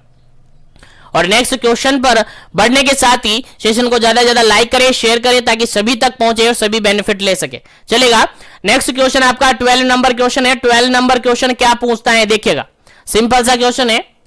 At the time of birth head circumference is about, देखिएगा क्वेश्चन पूछा गया है, एक बेबी जस्ट अभी बर्थ हुआ है, एक बेबी की जस्ट अभी डिलीवर्ड हुआ है, अभी बर्थ हुआ है बेबी का, तो आप उसका हेड सरकमफ्रेंस मान रहे हैं, हेड सरकमफ्रेंस मेजर कर रहे हैं, तो बताइएगा कि उसका हेड सरकमफ्रेंस कितना होगा। अकॉर्डिंग टू ऑप्शन आपको देना है, नॉर्मल बताना है। चलेगा, यहां पर कोई कंडीशन नहीं दी है, कोई कंडीशन नहीं दी है तो कंडीशन कैसी माननी है सर आपको? सर नॉर्मल माननी है। तो एट बर्थ में बेबी का हेड सरकमफ्रेंस क्या होता है? पहला ऑप्शन यहां पर ए ऑप्शन है 28 से लेकर 30 सेंटीमीटर, बी ऑप्शन है 30 से 32 सेंटीमीटर, सी ऑप्शन है 37 टू 40 सेंटीमीटर, और फोर्थ ऑप्शन है यहां पर डी ऑप्शन है 33 टू 35 सेंटीमीटर। चलिएगा, आंसर दीजिएगा क्या इसका करेक्ट आंसर होगा। जल्दीबाजी नहीं करनी है ऐसे क्वेश्चन के अंदर, क्योंकि आप जल्दीबाजी करेंगे तो आंसर गलत हो सकता है। यहां पर पूछा क्या है सर? हेड सरकमफ्रेंस पूछा है सर, HC पूछा है सर, हेड सरकमफ्रेंस आपसे पूछा है। और हेड सरकमफ्रेंस की अगर अपन बात करते हैं नॉर्मल की, हेड सरकमफ्रेंस की अगर नॉर्मल अपन बात करते हैं तो एट बर्थ जो हेड सरकमफ्रेंस होता है, एट बर्थ जो हेड सरकमफ्रेंस होता है वो कितना होता है सर? ऑप्शन नंबर डी यहां पर करेक्ट आंसर है, 33 से लेकर 35 सेंटीमीटर होता है। कितना होता है सर? 33 से लेकर 35 सेंटीमीटर होता है। ये नॉर्मल रेंज है, आपको याद रखनी है। हेड सरकमफ्रेंस की बात की जाए तो 30 से लेकर 35, 33 से लेकर 35, 33 से लेकर 35 सेंटीमीटर यहां पर होती है। अब आप कहेंगे कि अगर बेबी का जो हेड सरकमफ्रेंस है अगर कम है तो अपन उसको क्या कहेंगे? सर बेबी का अगर हेड सरकमफ्रेंस अगर 33 सेंटीमीटर से कम है तो उस कंडीशन को अपन कहते हैं सर माइक्रोसिफेली। क्या कहते हैं सर, माइक्रोसिफेली अपन उसको कहते हैं। याद रखिएगा, आपके एग्जाम में पूछा जा सकता है। सर अगर बेबी का हेड सरकमफ्रेंस 35 से ज्यादा हुआ तो सर 35 से अगर ज्यादा सेंटीमीटर होगा, 35 से ज्यादा होगा तो सर उसको मैक्रोसिफेली अपन कहेंगे। क्या कहेंगे सर? मैक्रोसिफेली अपन उसको कहेंगे। तो याद रखिएगा। और जनरली मैक्रोसिफेली देखने को मिलता है सर हाइड्रोसिफेलस के अंदर, हाइड्रोसिफेलस के अंदर देखने को मिलता है। याद रखिएगा, क्वेश्चन आपसे पूछा हुआ है सर एक बेबी का जो हेड सरकमफ्रेंस है 35 से ज्यादा है तो उसको मैक्रोसिफेली अपन करें। यानी मैक्रोसिफेली कोई बेबी है तो उसका मोस्ट कॉमन कारण क्या होता है, मोस्ट कॉमन कोज क्या माना जाता है? जनरली सर हाइड्रोसिफेलस के अंदर मैक्रोसिफेली देखने को मिलता है। सर माइक्रोसिफेली कहां पर देखने को मिलेगा? सर जो माल न्यूट्रिशन होता है, माल न्यूट्रिशन की बात करते हैं, कुपोषण की बात करते हैं तो सर वहां पर आपका माइक्रोसिफेली देखने को मिलता है। यानी हेड सरकमफ्रेंस 33 सेंटीमीटर से भी कम देखने को मिलता है। तो याद रखिएगा, यहां से भी आपके एग्जाम में क्वेश्चन पूछा जा सकता है, तो भूलना नहीं है। चलिएगा आगे बढ़ते हैं अपन नेक्स्ट क्वेश्चन पर। आगे बढ़ते हैं नेक्स्ट क्वेश्चन पर। उम्मीद है समझ में आ गया होगा, तो सेशन को लाइक शेयर करते रहेगा। चलेगा नेक्स्ट क्वेश्चन की बात करते हैं। नेक्स्ट क्वेश्चन आपका 30 नंबर क्वेश्चन है, सिंपल सा क्वेश्चन है। देखिएगा, at the time of birth chest circumference पूछा है सर, सीसी आपसे पूछा है, बताइएगा कितना हो। नॉर्मल कंडीशन बताना है सर आपको, नॉर्मल कंडीशन का बताना है सर, ज्यादा नहीं बताना है। नॉर्मल कंडीशन में आपको सीसी पूछा है, यानी चेस्ट सरकमफ्रेंस पूछा है। क्या पूछा है सर? पहले वाले क्वेश्चन में हेड सरकमफ्रेंस पूछा था सर, इस क्वेश्चन में आपका चेस्ट सरकमफ्रेंस पूछा है। तो याद रखिएगा, डिफरेंस आपको याद रखना है। पहला ऑप्शन यहां पर देखेगा 37 से 40 सेंटीमीटर, सेकंड ऑप्शन है 31 से 33 सेंटीमीटर, सी ऑप्शन देखिएगा 28 से 30 सेंटीमीटर, और फोर्थ ऑप्शन है यहां पर 33 टू 35 सेंटीमीटर। चलिएगा आंसर दीजिएगा, क्या इसका करेक्ट आंसर होगा? जल्दी से अपना आंसर कमेंट कीजिएगा, क्या इसका करेक्ट आंसर होगा? देखिए क्वेश्चन समझ में आ गया ना? बिल्कुल, क्वेश्चन में ज्यादा कुछ है नहीं। क्वेश्चन सिंपल सा आपसे पूछा गया है, chest circumference at birth baby का चेस्ट सरकमफ्रेंस कितना होता है, आंसर देना है। अकॉर्डिंग टू ऑप्शन आपको आंसर देना है। चलेगा, देखिएगा यहां पर बात अपन करें तो ऑप्शन नंबर यहां पर बी बिल्कुल करेक्ट आंसर है। ऑप्शन नंबर बी बिल्कुल करेक्ट आंसर है। 31 से लेकर 33 सेंटीमीटर अपन इसको नॉर्मल मानते हैं, और चेस्ट सरकमफ्रेंस कितना होता है सर? 30 से लेकर 33 तक माना जाता है। 30 से लेकर 33 माना जाता है। या फिर यहां पर प्रायोरिटी की बात करें तो एक ऑप्शन आपके यहां पर दिया हुआ नहीं है। आपका जो हेड सरकमफ्रेंस होता है उससे 3 सेंटीमीटर लेस देन होता है, लेस देन 3 सेंटीमीटर किससे सर? हेड सरकमफ्रेंस से। जो हेड सरकमफ्रेंस होता है उससे 3 सेंटीमीटर कम होता है आपका चेस्ट सरकमफ्रेंस। याद रखिएगा, काफी इंपॉर्टेंट क्वेश्चन है। यानी हेड सरकमफ्रेंस सर अभी थोड़ी देर पहले अपन ने क्या देखा था सर? हेड सरकमफ्रेंस थोड़ी देर पहले अपन ने देखा था कि सर 33 से लेकर 35 सेंटीमीटर ये देखने को मिलता है। तो इससे लेस देन 3 सेंटीमीटर कम आपको देखने को मिलेगा। हेड सरकमफ्रेंस से चेस्ट सरकमफ्रेंस कम होता है। याद रखिएगा कितना सर? 3 सेंटीमीटर का डिफरेंस होता है। तो यहां पर 3 सेंटीमीटर कम देखने को मिलेगा, और जनरली यहां 30 से लेकर 33 देखने को मिलता है। तो अकॉर्डिंग टू क्वेश्चन और अकॉर्डिंग टू ऑप्शन आपका ऑप्शन नंबर बी बिल्कुल करेक्ट आंसर है। अकॉर्डिंग टू ऑप्शन आपका बी करेक्ट आंसर है। याद रखिएगा, इंपॉर्टेंट क्वेश्चन है आपके एग्जाम पॉइंट ऑफ व्यू से। चलिएगा आगे बढ़ते हैं नेक्स्ट क्वेश्चन पर। नेक्स्ट क्वेश्चन आपके लिए काफी इंपॉर्टेंट है, देखिएगा 40 नंबर क्वेश्चन है, at which age normally eruption of teeth start in the baby. Baby के अंदर जो टीथ हैं जनरली किस एज के अंदर इरप्ट होने लगते हैं?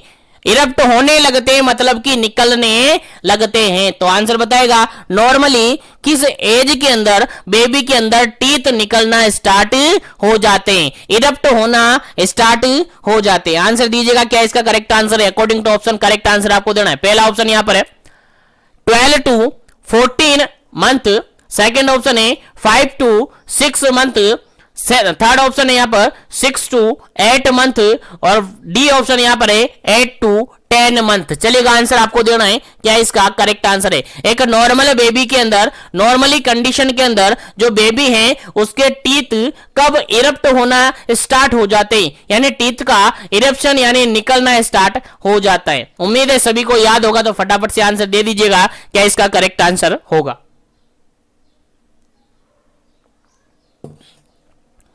चलेगा, यहां पर करेक्ट आंसर की अपन बात करते तो option number C is correct answer. 6 to 8 month के अंदर नॉर्मल बेबी के अंदर जो टीथ हैं वो इरप्ट होना स्टार्ट कर देते हैं। तो याद रखेगा 6 to 8 यहां पर करेक्ट आंसर है, ऑप्शन नंबर सी बिल्कुल करेक्ट आंसर है। चलिएगा आगे बढ़ते हैं अपन नेक्स्ट क्वेश्चन पर। नेक्स्ट क्वेश्चन आपके लिए काफी सिंपल सा, काफी इजी सा क्वेश्चन है। Teenage pregnancy is also known as, teenager जो प्रेगनेंसी होती है उसका अदर नेम क्या होता है। पहला ऑप्शन यहां पर देखेगा अर्ली प्रेगनेंसी, सेकंड ऑप्शन देखेगा अडल्ट प्रेगनेंसी, थर्ड ऑप्शन देखेगा adult pregnancy sorry adolescent pregnancy, और डी ऑप्शन देखेगा नन ऑफ दी अबव। चलेगा आंसर आपको बताना है। सिंपल सा क्वेश्चन पूछा गया है कि टीनेजर जो प्रेगनेंसी है उसका अदर नेम क्या है।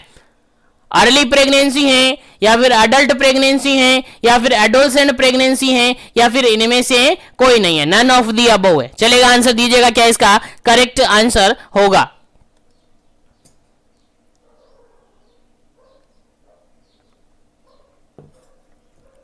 चलेगा, यहां पर करेक्ट आंसर की अपन बात करें, करेक्ट आंसर की बात करें तो ऑप्शन नंबर सी यहां पर करेक्ट आंसर होगा। ऑप्शन नंबर सी यहां पर करेक्ट आंसर होगा, क्योंकि अर्ली प्रेगनेंसी को नहीं कहेंगे, अडल्ट को नहीं कहेंगे, तो डी ऑप्शन यहां पर होगा नहीं है। क्या होगा सर, एडोलसेंट प्रेगनेंसी को अपन टीनेजर प्रेगनेंसी कहते हैं। Sir adolescent age group generally कहां से कहां तक मानी जाती है। सर 10 to 19 ईयर्स की जो एज है उसको अपन एडोलसेंट एज ग्रुप मानते हैं। और इस एज ग्रुप के अंदर कोई लेडी, इस एज ग्रुप के अंदर अगर कोई गर्ल्स क्या हो जाती है, प्रेग्नेंट हो जाती है, तो उसको टीनेजर प्रेगनेंसी अपन कहते हैं। कितना, टीनेजर प्रेगनेंसी उसको कहते हैं। कितना, 10 to 19 ईयर्स, और इसी को अपन एडोलसेंट प्रेगनेंसी के नाम से भी जानते हैं। तो याद रखिएगा, भूलना नहीं है, काफी इंपॉर्टेंट क्वेश्चन है आपके एग्जाम पॉइंट ऑफ व्यू से। चलिएगा आगे बढ़ते हैं, आगे बढ़ते हैं नेक्स्ट क्वेश्चन पर। नेक्स्ट क्वेश्चन आपके सामने देखिएगा, 16 नंबर क्वेश्चन है। सिंपल सा क्वेश्चन पूछा हुआ है, kangaroo care is useful for the treatment of. Kangaroo जो केयर दी जाती है, कंगारू केयर बोले तो सर, कंगारू केयर बोले तो sir skin to skin contact, ठीक है। तो कंगारू केयर जनरली किसको दिया जाता है, किस क्या ट्रीटमेंट करने के लिए दिया जाता है। आंसर दीजिएगा, किसके ट्रीटमेंट के लिए यूजफुल माना जाता है। आंसर दीजिएगा, पहला ऑप्शन यहां पर seizure, second option B option यहां पर हाइपोथर्मिया, सी ऑप्शन है यहां पर एब्डोमिनल पेन, डी ऑप्शन है यहां पर एन्यूरेसिस। चलेगा आंसर दीजिएगा, क्या इसका करेक्ट आंसर होगा। क्या इसका करेक्ट आंसर होगा, ए बी सी या डी। चलेगा फटाफट से आंसर दीजिएगा, सीजर, हाइपोथर्मिया, एब्डोमिनल पेन और एन्यूरेसिस। चलेगा आंसर दीजिएगा, और उम्मीद है सभी को याद होगा, क्योंकि कंगारू केयर जो दी जाती है, कंगारू मदर केयर नाम सुना होगा आपने, KMC, कंगारू मदर केयर जो प्रोवाइड की जाती है, generally sir skin to skin contact यहां पर प्रोवाइड किया जाता है, मतलब कि टेम्परेचर को मेंटेन करने के लिए होता है। सर जनरली बात करें यहां पर क्वेश्चन के राइट आंसर की, तो option number B correct answer होगा। सर हाइपोथर्मिया का ट्रीटमेंट करने के लिए सर कंगारू केयर दी जाती है। सिंपल सा क्वेश्चन है, करेक्ट आंसर क्या होगा sir, option number B correct answer होगा। चलिएगा आगे बढ़ते हैं नेक्स्ट क्वेश्चन पर। नेक्स्ट क्वेश्चन है सिंपल सा आपसे पूछा गया है, सिंपल सा पूछा गया है, लो बर्थ वेट बेबी कौन सा होगा। अकॉर्डिंग टू ऑप्शन यहां पर, अकॉर्डिंग टू ऑप्शन आंसर देना है। एक बेबी है जिसका वेट कितना कम होगा कि उसको अपन LBW कहेंगे, यानी लो बर्थ वेट बेबी कहेंगे। तो फटाफट से आंसर दीजिएगा, पहला ऑप्शन यहां पर देखिएगा, पहला ऑप्शन यहां पर देखिएगा वेट लेस देन 4000 ग्राम, सेकेंड ऑप्शन देखिएगा, बी ऑप्शन देखिएगा वेट लेस देन 3500 ग्राम, और सी ऑप्शन देखिएगा वेट 3000 ग्राम, और डी ऑप्शन देखिएगा वेट 2500 ग्राम। चलिएगा आंसर दीजिएगा। सारी वैल्यूज यहां पर क्या है, ग्राम के अंदर है, तो ग्राम में ही आपको आंसर देना है। फटाफट से आंसर दीजिएगा, क्या इसका करेक्ट आंसर होगा। अगर केजी की बात करें तो सर यहां पर 4 केजी है, यहां पर 3.5 केजी है, यहां पर 3 केजी है और यहां पर 2.5 केजी है। अब लगाइएगा आंसर अपना कि बर्थ वेट कितना कम हो जाएगा कि उसको एलबीडब्ल्यू अपन कहते हैं। और जनरली मैंने सबको अभी थोड़ी देर पहले आपसे कहा था कि सर नॉर्मल जो वेट अपन मानते हैं बेबी का वो 2.5 से लेकर 3.9 केजी मानते हैं। नॉर्मली यही रेंज मैंने बताया था। और मैंने अभी थोड़ी देर पहले यह भी कहा था कि सर 2.5 केजी से अगर कम हो जाता है वेट तो उसको अपन कहते हैं सर एलबीडब्ल्यू। क्या कहते हैं सर, एलबीडब्ल्यू। यानी कि इसके अकॉर्डिंग तो आपका करेक्ट आंसर क्या होगा sir, option number D correct answer होगा। सर क्या आंसर होगा, correct answer option number D होगा। अगर बेबी का वेट, बर्थ वेट अगर 2.5 केजी से या फिर 2500 ग्राम से कम है तो उसको अपन एलबीडब्ल्यू बेबी कहेंगे, यानी लो बर्थ वेट बेबी कहेंगे। तो याद रखिएगा, इंपॉर्टेंट क्वेश्चन है आपके एग्जाम पॉइंट ऑफ व्यू से। चलेगा, यहीं पर कुछ क्वेश्चंस मैं आपको बता देता हूं जो कि आपके एग्जाम के लिए काफी हेल्पफुल रहेंगे। चलेगा, सबसे पहले बात करते हैं अपन नॉर्मल वेट की। सबसे पहले बात करते हैं नॉर्मल वेट की, जो कि मैंने बार बार बता दिया। नॉर्मल वेट की अगर बात करते हैं कि बेबी का एट बर्थ की बात अपन कर रहे हैं, किसकी सर, एट बर्थ की बात अपन कर रहे हैं, तो नॉर्मल वेट होता है सर 2.5 केजी से लेकर 3.9 केजी तक। और अगर एवरेज की बात अपन करें तो सर ये होता है 3.0 यानी 3 केजी नॉर्मल एवरेज वेट माना जाता है कि बेबी का एट बर्थ के टाइमिंग में। याद रखिएगा, उसके बाद बर्थ होने के बाद फर्स्ट वीक में जैसे ही बेबी का बर्थ हुआ, क्या हुआ सर, बेबी का बर्थ हुआ और बर्थ होने के फर्स्ट वीक के अंदर बेबी के अंदर क्या हो जाता है सर, 10% बेबी का जो बॉडी वेट होता है, 10% बेबी का बॉडी वेट होता है, वो क्या होता है, हो जाता है सर, लॉस हो जाता है। क्या सर, लॉस हो जाता है। यानी जैसे ही बेबी का बर्थ हुआ उसके फर्स्ट वीक के अंदर बेबी का 10% यानी 10% वेट क्या होता है सर, लॉस होता है। लॉस क्यों होता है सर, लॉस इसलिए होता है सर क्योंकि सर उस कंडीशन में बेबी की किडनी क्या है सर, इमेच्योर होती है। बेबी की कंडीशन, इस कंडीशन में बेबी की जो किडनी होती है सर इमेच्योर होती है। और इमेच्योर होने के कारण से बेबी का 10% वेट, जितना बेबी का वेट है उसका 10% वेट, अप्रोक्सीमेटली 10% वेट क्या हो जाता है सर, लॉस हो जाता है। सर लॉस हो जाता है तो क्या वापस से रीगेन नहीं होता है क्या, सर वापस से रीगेन हो जाता है ये 10% वेट। यानी रीगेन कब होता है सर, आपसे क्वेश्चन पूछा जा सकता है, सर जो वेट लॉस हुआ है वो रीगेन कब होता है। सर आपका आंसर जाएगा सर नेक्स्ट 1 to 2 वीक के अंदर, 1 to 2 वीक के अंदर ये वापस से रीगेन हो जाता है। जो वेट लॉस हुआ था वो वापस से नेक्स्ट 1 to 2 वीक के अंदर, अगर प्रायोरिटी की बात करें तो नेक्स्ट वीक के अंदर, नेक्स्ट 1 वीक के अंदर वापस से रीगेन हो जाता है लॉस हुआ वेट। तो जनरली यहां से क्वेश्चन आपसे पूछा हुआ है कि एक बेबी है, एट बर्थ उसका वेट कितना था, 3 केजी था। अब 10 मतलब नेक्स्ट वीक के अंदर उसका कितना परसेंट वेट क्या होगा, लॉस होगा। सर आपका आंसर क्या जाएगा सर, 10% वेट जो होता है लॉस हो जाता है। सर वापस रीगेन कब होगा, सर नेक्स्ट वीक के अंदर, नेक्स्ट वीक के अंदर 1 to 2 वीक के अंदर उसका जो लॉस हुआ वेट है वापस से रीगेन हो जाता है। तो याद रखिएगा, सिंपल सा क्वेश्चन है, इंपॉर्टेंट क्वेश्चन है, आपको याद होना चाहिए। अब देखिएगा एलबीडब्ल्यू की बात अपन कर रहे हैं, लो बर्थ वेट बेबी की बात अपन करें, अपन ने क्या कहा सर 2.5 से, अगर 2.5 केजी से अगर कम वेट हो जाता है तो उसको एलबीडब्ल्यू बेबी अपन कहेंगे। लेकिन अगर बेबी का वेट 1.5 केजी से भी कम है, अगर एलबीडब्ल्यू बेबी एट बर्थ की बात चल रही है, किसकी सर, एट बर्थ बेबी की वेट की बात चल रही है, अगर एट बर्थ बेबी का वेट 2.5 केजी से कम है तो उसको एलबीडब्ल्यू कहते हैं। लेकिन अगर बेबी का वेट 1.5 से भी कम है तो सर उसको क्या कहेंगे, सर उसको वेरी एलबीडब्ल्यू अपन कहेंगे, वेरी लो बर्थ वेट अपन उसको कहेंगे।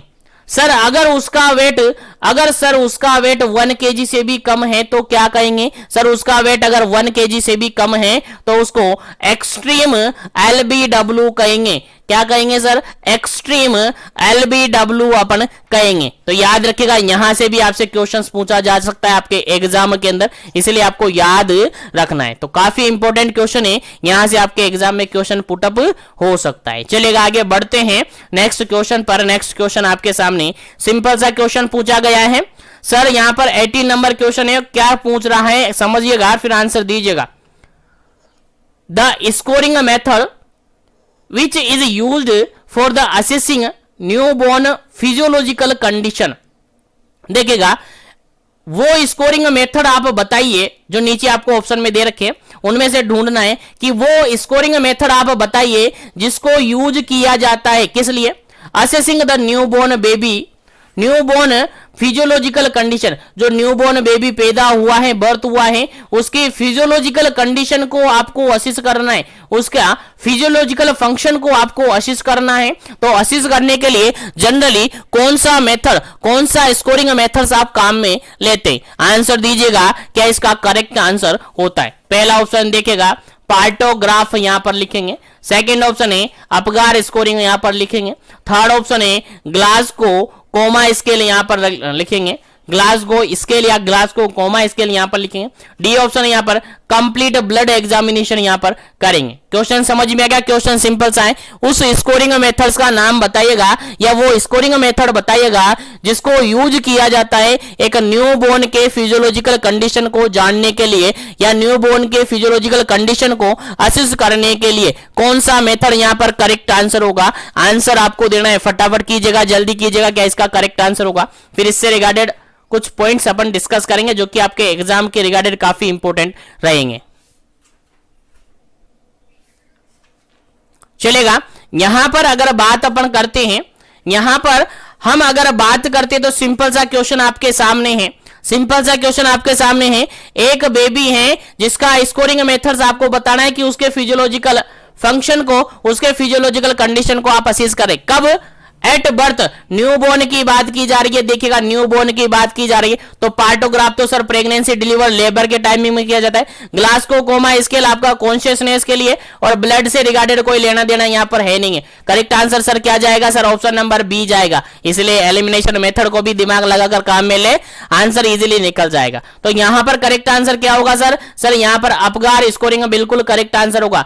कौन सा स्कोर किया जाएगा sir? Apgar scoring, option number B यहां पर करेक्ट आंसर होगा। अपगार स्कोरिंग बिल्कुल करेक्ट आंसर होगा। क्या सर? अपगार स्कोरिंग बिल्कुल करेक्ट आंसर होगा। अब इस अपगार स्कोरिंग से रिगार्डेड थोड़ा सा पॉइंट मैं यहां पर बता देता हूं क्योंकि इसके रिगार्डेड ऑलरेडी मैंने बताया हुआ है। तो अपगार स्कोरिंग और इमीडिएट केयर के रिगार्डेड प्रीवियसली सेशंस लिए हुए हैं, उनको जरूर पढ़िएगा, जरूर देखिएगा, जरूर विजिट कीजिएगा। मैं लिंक या तो ऊपर आई बटन में दे दूंगा या नीचे डिस्क्रिप्शन में दे दूंगा या फिर आप प्लेलिस्ट से देख लीजिएगा, काफी इंपॉर्टेंट है। बाकी यहां पर मैं थोड़ा सा बता देता हूं ब्रीफली। देखिएगा अपगार जो स्कोरिंग होता है, अपगार स्कोरिंग को सबसे पहले डिस्कवर्ड किसने किया था? पहला क्वेश्चन तो यहां पर आपसे क्वेश्चन पूछा जा सकता है, यानी इसकी डिस्कवरी किसने की थी? तो यहां पर आपको याद रखना है एक साइंटिस्ट है, यहां पर नाम याद रखना है विरजेनिया, क्या? विरजेनिया अपगार के नाम से आपको याद रखना है। क्या है सर? वर्जीनिया अपगार ने सबसे पहले इसकी डिस्कवरी की थी। सर कब की थी ये आपको याद रखना है, 1952 के अंदर की थी, भूलना नहीं है। 1952 के अंदर वर्जीनिया अपगार ने सबसे पहले अपगार स्कोर की डिस्कवरी की थी। सर किस काम आता है अपगार स्कोर? सर ये न्यूबॉर्न की जो कंडीशन होती है, न्यूबॉर्न की जो कंडीशन होती है उसको चेकआउट करने के लिए, उसको मेजर करने के लिए, उसको असिस्ट करने के लिए काम में लिया जाता है।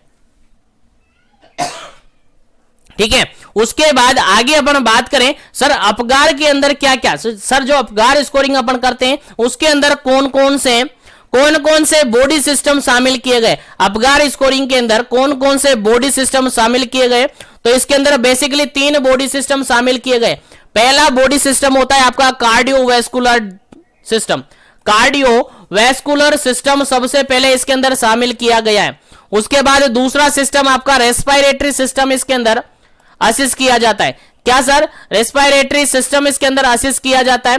उसके अलावा थर्ड जो सिस्टम होता है वो नर्वस सिस्टम इसके अंदर असिस्ट किया जाता है। तो 3 बॉडी सिस्टम यहां पर असिस्ट किए जाते हैं अपगार स्कोरिंग के अंदर। 3 बॉडी सिस्टम यहां पर असिस्ट किए जाते हैं।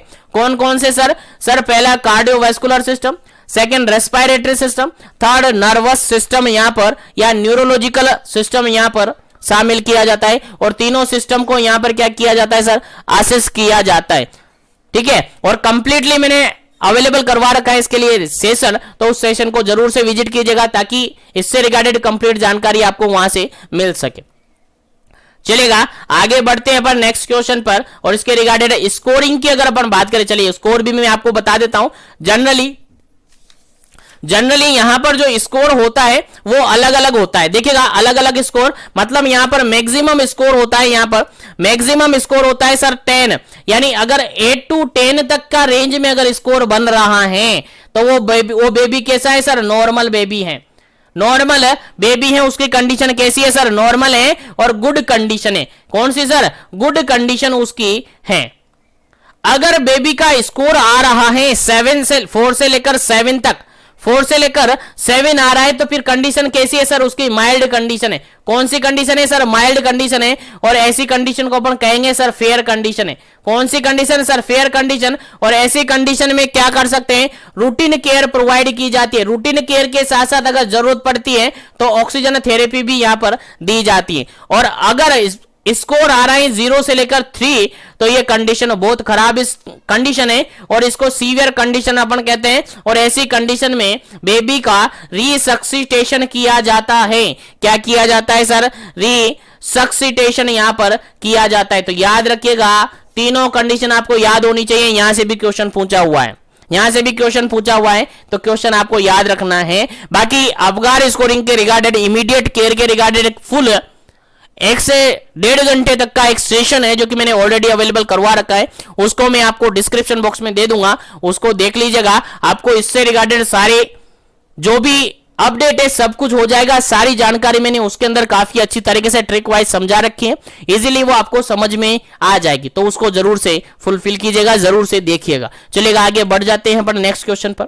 उम्मीद करता हूं यहां तक सब कुछ आपको समझ में आ रहा होगा। तो सेशन को ज्यादा से ज्यादा लाइक करना है, ज्यादा से ज्यादा शेयर करना है ताकि सभी तक पहुंचे। और चैनल पर पहली बार आप विजिट कर रहे हैं तो चैनल को जरूर से सब्सक्राइब करना है ताकि इसी तरीके से कंटिन्यू सेशन आपको मिलते रहे। चलेगा, नेक्स्ट क्वेश्चन की बात करते हैं अपन। नेक्स्ट क्वेश्चन आपके सामने 19 नंबर क्वेश्चन है।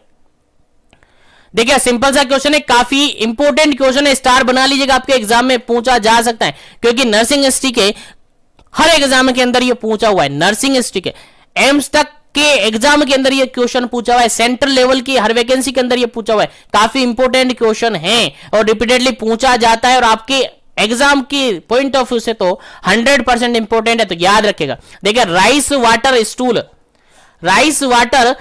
यानी राइस सूप जो वाटर होता है उसके जैसा अगर स्टूल आ रहा है तो वो किसका कैरेक्टर है, किसका फीचर है? आंसर देना है। पहला ऑप्शन है एंटेरिक फीवर का है, सेकंड ऑप्शन है डिप्थीरिया का है, थर्ड ऑप्शन है मीजल्स का है और फोर्थ ऑप्शन है कोलेरा का है। उम्मीद करता हूं सभी को याद है और सभी का सही होगा और उम्मीद करता हूं आगे भी आपको याद रहेगा और आपके एग्जाम में अगर आया तो गलत नहीं करना है, कंफ्यूजन बिल्कुल नहीं होना है, आंसर सही करना है क्योंकि काफी रिपीटेडली क्वेश्चन पूछा हुआ है, काफी इंपॉर्टेंट क्वेश्चन पूछा हुआ है, काफी इंपॉर्टेंट क्वेश्चन है। चलेगा, सिंपल सा क्वेश्चन है। इस क्वेश्चन का राइट आंसर अगर अपन देखें तो ऑप्शन नंबर यहां पर डी करेक्ट आंसर है। कोलेरा का क्लिनिकल फीचर होता है राइस वाटर स्टूल। याद रखिएगा, सिंपल सा क्वेश्चन है। चलेगा, आगे बढ़ते हैं नेक्स्ट क्वेश्चन पर। नेक्स्ट क्वेश्चन आपके सामने काफी सिंपल सा क्वेश्चन है, फुल फॉर्म पूछा है केवल आईसीडीएस का।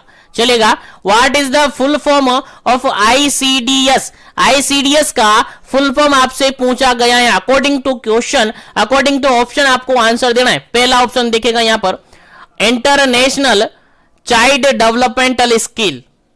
सेकेंड ऑप्शन है Indian child development system.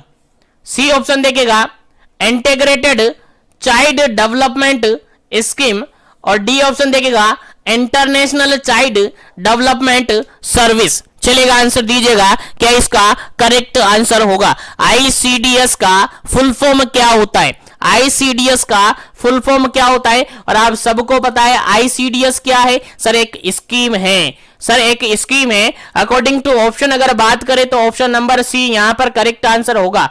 Option number सी यहां पर करेक्ट आंसर होगा। ठीक है, देखिएगा दोनों इंटरनेशनल लिखा हुआ है, इंटरनेशनल तो ये होता नहीं। इंडियन की बात करें तो इंडियन से ये होता नहीं है। क्या होता है sir? Integrated child developmental scheme होती है। इंटीग्रेटेड चाइल्ड डेवलपमेंट स्कीम होती है। तो आईसीडीएस का फुल फॉर्म क्या होता है सर? आईसीडीएस का फुल फॉर्म होता है इंटीग्रेटेड चाइल्ड डेवलपमेंट स्कीम होती है। तो उम्मीद करते हैं क्वेश्चन समझ में आ गया होगा और आज के जितने भी क्वेश्चन अपन ने डिस्कस किए सारे क्वेश्चन आपको समझ में आए होंगे। और आज के सेशन को अपन यहीं पर फिनिश करेंगे क्योंकि ऑलमोस्ट आज के काफी सारे क्वेश्चंस हमने डिस्कस कर लिए हैं और उनसे रिगार्डेड की पॉइंट्स हमने डिस्कस कर लिए और उम्मीद है क्लास आपको याद रही होगी, क्लास आपको समझ में आई होगी। अगर कहीं पर कोई भी डाउट आता है किसी भी क्वेश्चन में तो आप कमेंट कर सकते हैं या इंस्टाग्राम आईडी मैंने नीचे मेंशन कर रखी है डिस्क्रिप्शन बॉक्स में, वहां से डायरेक्टली मुझे पर्सनली मैसेज कर सकते हैं। आपका जो भी डाउट होगा क्लियर करवाया जाएगा। और अगर आप सीएचओ केवल सीएचओ की तैयारी लगे हुए, सीएचओ की तैयारी कर रहे हैं तो केवल 3 महीने आपको देने अपनी तैयारी को और 100% कम्युनिटी हेल्थ ऑफिसर बन जाएंगे। केवल 3 महीने की तैयारी करनी है, 3 महीने में सब कुछ आप पढ़ सकते हैं। बेसिकली आपको कम्युनिटी पढ़नी है, उसके बाद ओबीजी पीडिया पढ़नी है, उसके अलावा रिमेनिंग जो सब्जेक्ट बचे हैं उनको पढ़नी है। आपका कमेंट्स रहेगा सर कौन सी बुक्स पढ़े, तो बुक्स कोई सी भी पढ़ लीजिएगा, पीआर बुक पढ़ लीजिएगा, उसके अलावा एक मिशन सीएचओ करके बुक्स आती है वो पढ़ लीजिएगा, लेकिन ध्यान से पढ़ना है। केवल आपको 3 महीने अपने स्टडी को देना है और सीएचओ बन जाना है। बाकी आज के लिए इतना ही, जो भी डिस्कशन होगा आगे अपन नेक्स्ट सेशन के अंदर डिस्कस करेंगे, नेक्स्ट नंबर के सेशन के अंदर डिस्कस करेंगे। बाकी आज के सारे क्वेश्चन उम्मीद करता हूं सबको समझ में आए होंगे। अगर कोई भी डाउट है तो कमेंट कर दीजिएगा, आपका बिल्कुल डाउट क्लियर करवाया जाएगा। और इसी तरीके से जीवन एजुकेशन के साथ बने रहेगा।